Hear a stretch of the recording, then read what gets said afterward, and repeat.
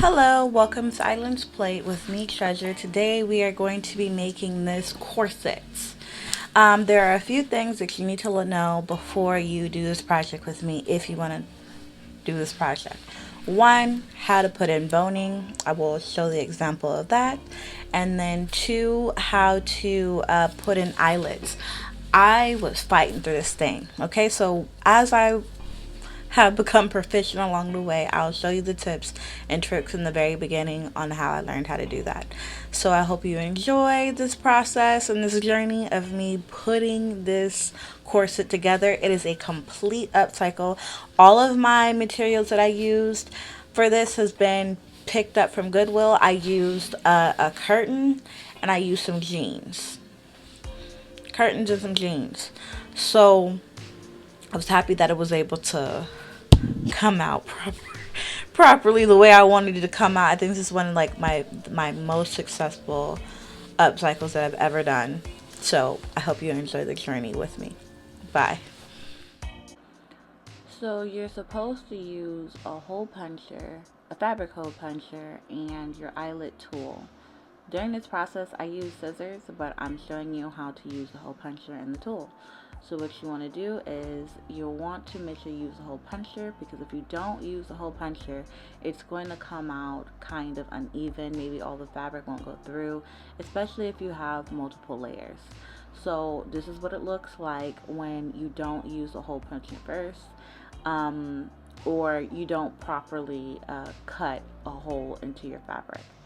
So this is a safer way of doing it. The reason why I just went and got a hole puncher instead of cutting it with my scissors, because I almost messed up and cut too deep. I don't have time to spend hours on a project and cut too deep into my project. So the safe bet is just get a hole puncher, and it'll cut it the right size for your eyelet every time, and it's a clean finish.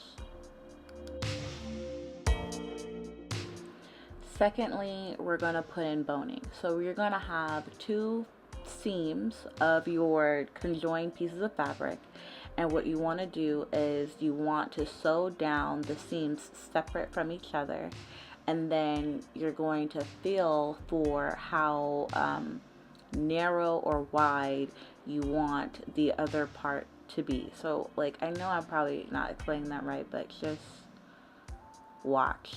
But I'm basically sewing the seams separately from each other, and I serge the ends of my seams because it just looks cleaner that way. But I'm putting in the boning here, and the seam is a little too wide, so to stop the boning from moving in there, I just sewed another line of stitches to close it in, and this is what it will look like.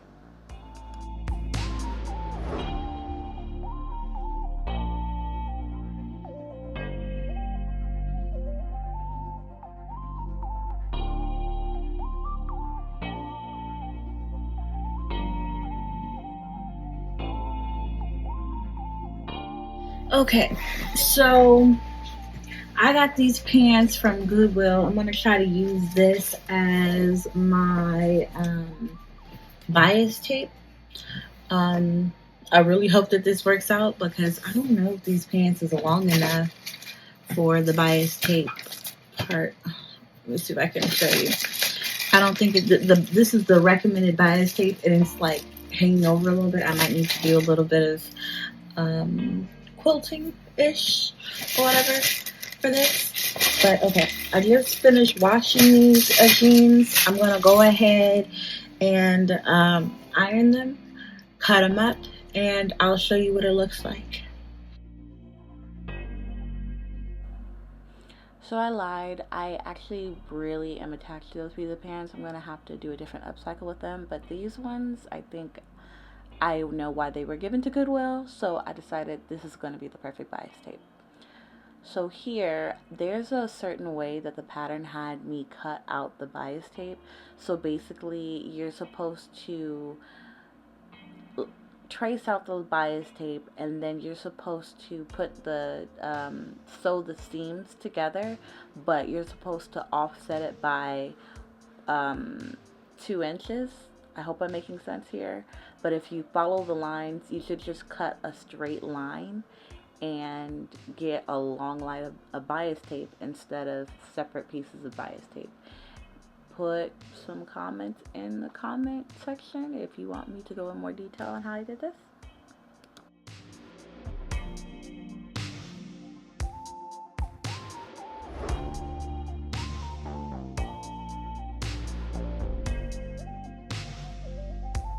Okay, so I have this like somewhat aligned properly. I'm going to cut it. Hopefully I don't mess up my bias tape. Okay, I am learning with you. Don't mind my baby. She's having fun.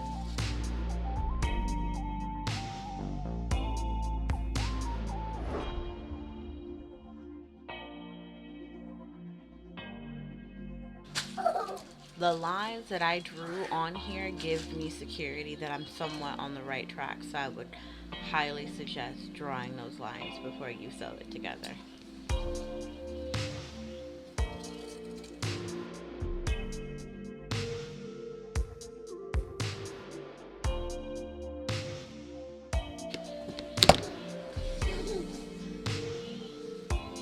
Okay, so I finished. That was successful. It is 2 inches from start to finish. Yeah, okay. So we're at 2 inches from start to finish.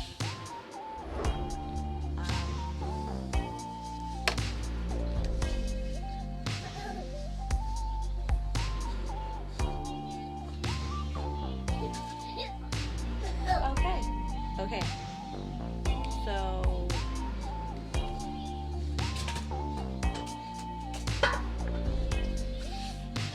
we're good. Follow the directions and go slow. So this is me ironing my bias tape, and I hope you enjoy these visuals.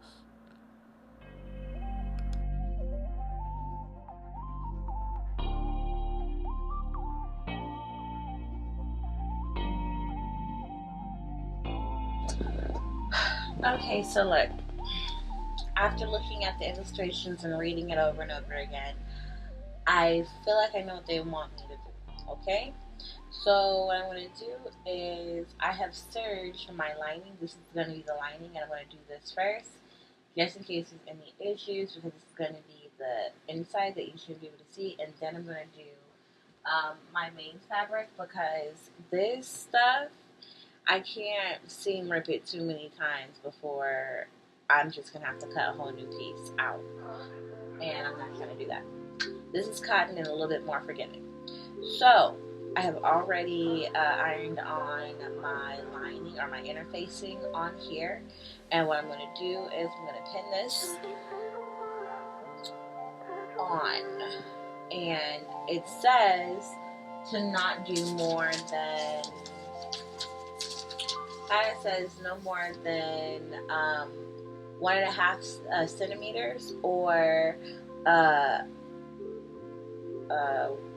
8/5, however you say that, of an inch. So yeah, yeah, okay.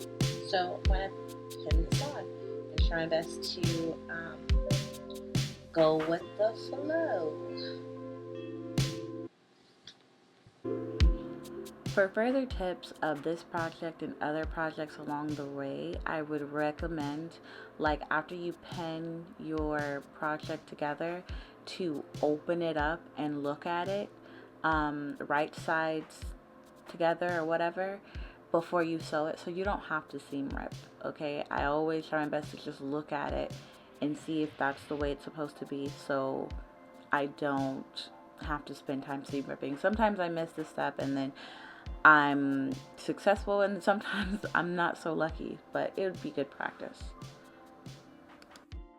So I'm basically putting the pins together and following the directions of the pattern that I chose. I'll put that in the description box below, but at this point, just try your best to follow the direction to the best of your ability. Sometimes the directions are very clear for me and sometimes they're not. But yeah, I hope you know, whatever pattern you decide to choose, you take it slow. I am not sewing nearly as fast as it looks like. I'm sewing very slowly. Okay, so now that we've sewed it, we're gonna want to iron it flat, and then up here I don't want the boning to be up here, and I made it kind of thin. I made my seam thin here, so I'm gonna make a cut here. Okay.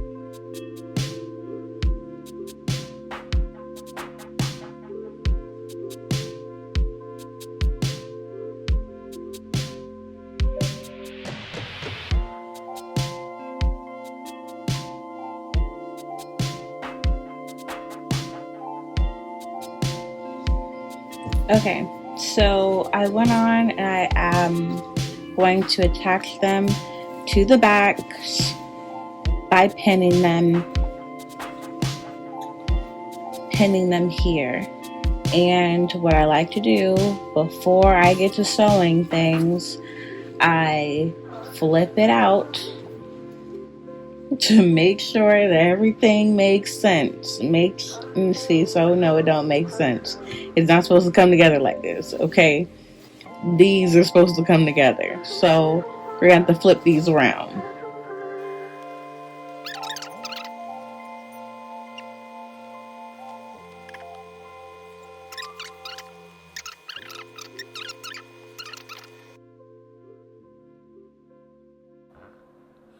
So at this point, I'm putting the boning in on the main piece of fabric and not the lining. The black is going to be the lining. So I guess I didn't have to press those seams, but it's still good practice anyway to iron your seams after you finish them.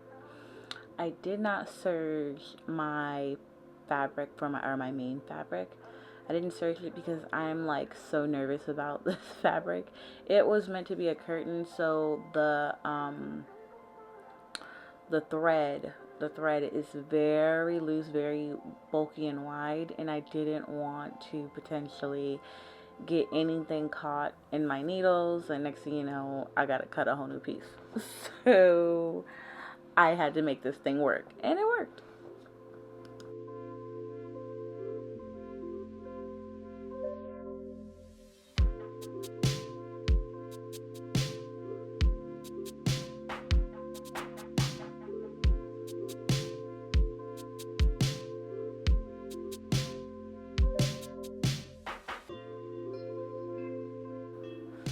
So right now I'm sewing my lining and my right piece of fabric, or my main piece of fabric, wrong sides together because I'm going to use the bias tape to cover up the raw edges. This is my bias tape so far.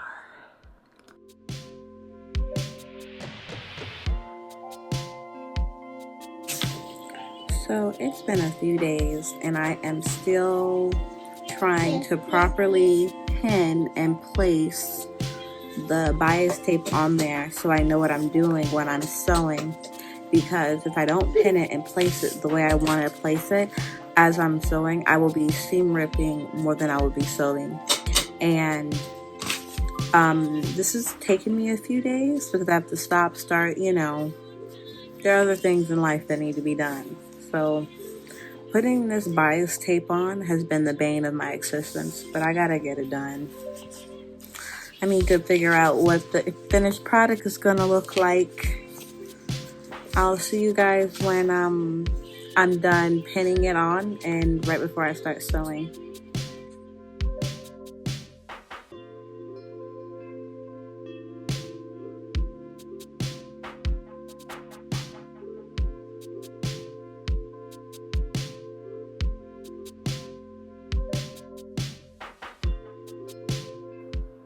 Also, another thing is, while I'm sewing, I'm trying my best to be proactive and just take out some of my pins a little bit before it's time for it to be sewed. That way I'm not pin or pricking myself. I can't tell you how many times I got stuck during this project because I was running my hand backwards on the fabric like I'm doing right now, and stuck myself. So if you could find a way to do this part and not stick yourself, that would be great. My method is try my best to pick out the pins a little bit before it's time for it to be sewed, and I just fold it in and hold the fold with my hands.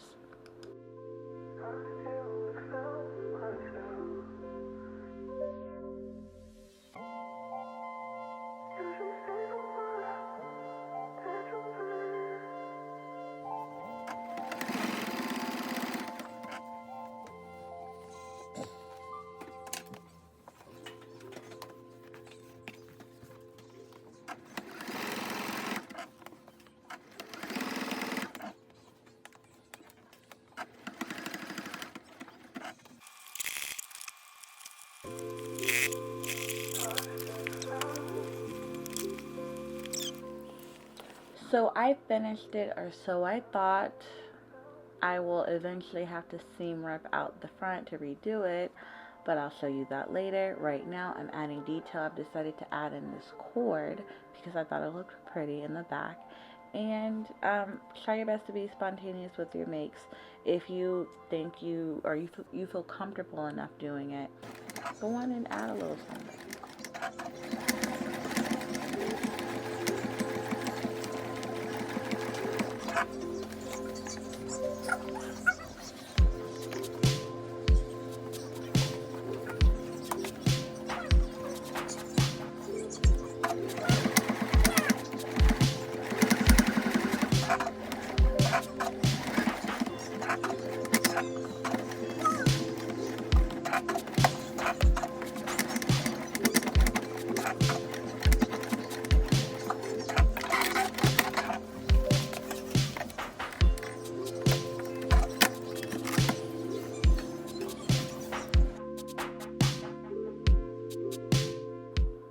At this point, I'm measuring out the distance between where I want to put the eyelets and try my best to be as precise as I possibly can with that.